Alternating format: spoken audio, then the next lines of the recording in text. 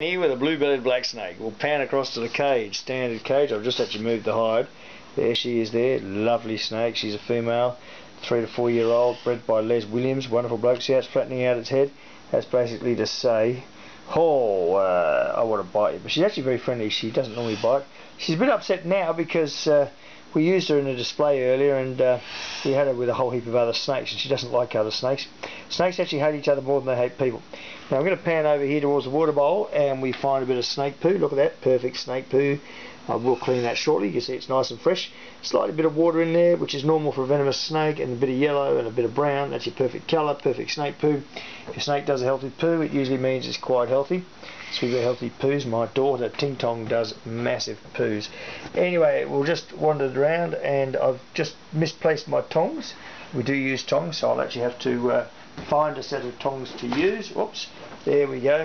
And tongs are wonderful things for feeding snakes because if they do bite anything, they'll bite the tongs and not you. Here you go, come here snake, and she'll probably chop it here.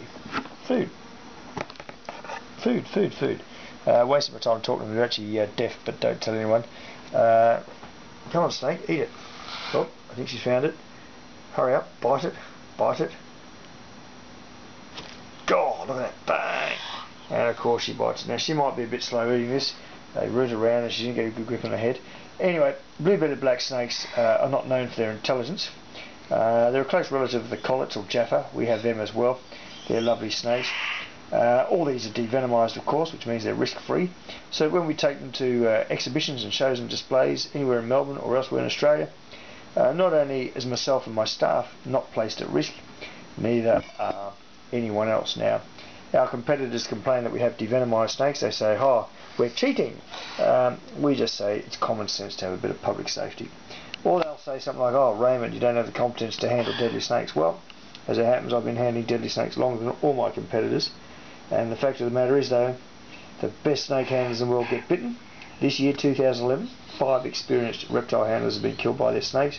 We had Luke Yeomans, fantastic snake handler from the UK, killed by one of his king cobras. Tragic, but if the snake had been devenomised, it'd still be alive. We had Aletta Stacey killed by her black mamba in America. We just recently had someone killed by a red spitting cobra in South Africa. Unfortunately, the best snake handlers can make mistakes, and while I like to claim perfection, even I make mistakes. Having said that, the bottom line is this: if you remove the venom, do it surgically so they don't ever regrow, you have a risk-free snake show. The advantage, of course, this blue-bellied black snake has never in her entire life been handled with sticks and tongs. She's been treated nicely, and you can see as I pan away, her body is in immaculate condition. No broken bones, no broken ribs, none of it. The person who bred this snake, Les Williams, is now dead. He did not die from snake bite, he died from cancer.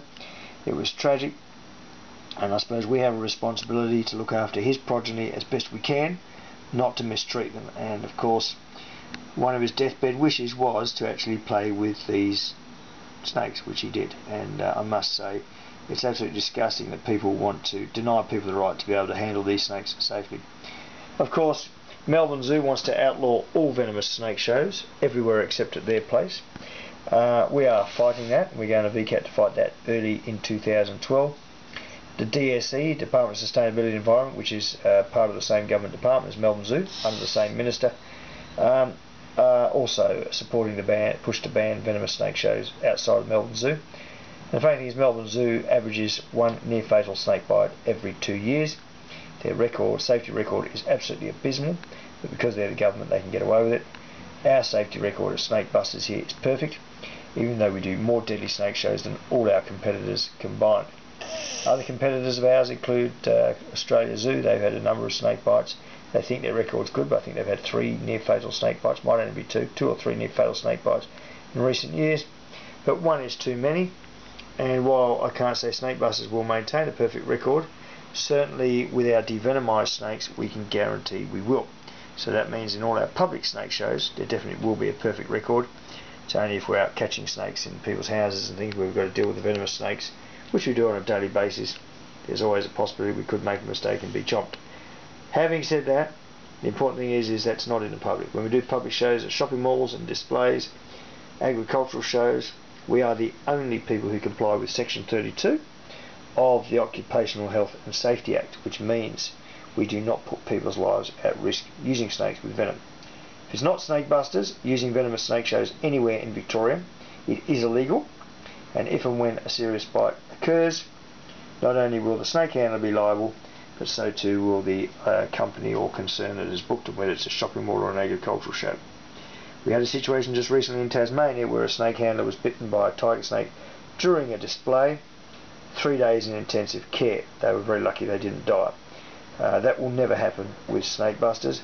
It may happen with other less experienced companies that are operating here in Melbourne, people that do not have the expertise to surgically devenomize snakes.